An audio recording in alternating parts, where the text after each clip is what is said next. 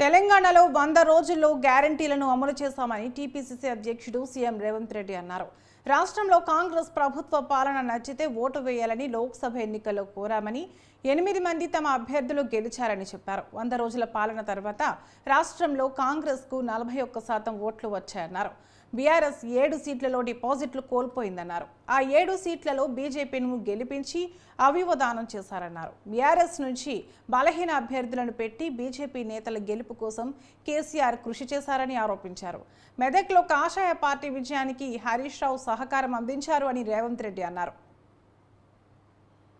Parliament సీట్లు గెలిచిన Bharatiya Janata party 2019లో 4 పార్లమెంట్లు గెలిస్తే ఈరోజు 8 పార్లమెంట్లు సీట్లు గెలవడం జరిగింది. వాళ్ళు కూడా వాళ్ళ సీట్లను పెంచుకున్నారు. ఆనాడు 20% ఉన్న ఓట్లను వాళ్ళు ఈరోజు 35%కి పెంచుకోవడం జరిగింది. అంటే రాష్ట్రంలో భారతీయ జనతా పార్టీ కూడా ఓట్లు సీట్లు పెరగడం జరిగింది. అయితే ఇందులో వాళ్ళ ఓట్లు సీట్లు పెరగడానికి వాళ్ళ నాయకత్వాన్ని సమర్థించేదానికంటే బీజేపీని గెలిపించడానికి బీఆర్ఎస్ నాయకులు ఆత్మ బలిదానం చేసుకొని అవయవాలను త్యాగం చేసి అవయవ దానం చేసి ఈరోజు బీజేపీని గెలిపించడం జరిగింది. బీజేపీ గెలిచిన 8 పార్లమెంటు నియోజకవర్గాలలో బీఆర్ఎస్ 7 సీట్లల్లో డిపాజిట్లు కోల్పోయింది.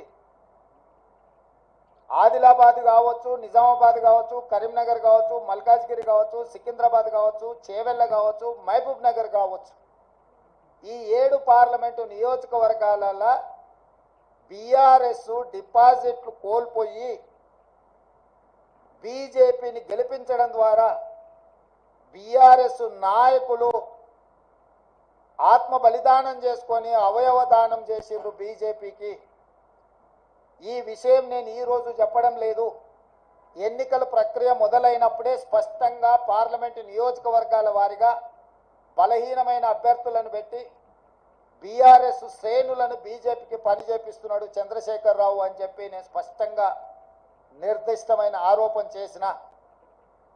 నేను నిర్దిష్టమైన అంశాలను ప్రస్తావించినప్పుడు బీఆర్ఎస్ నాయకులు వితండవాదం చేసిండ్రు. నా మీద వాళ్ళు మాటల దాడి చేసిండ్రు. 8 పార్లమెంట్ సీట్లు గెలిచిన భారతీయ జనతా పార్టీ 2019లో 4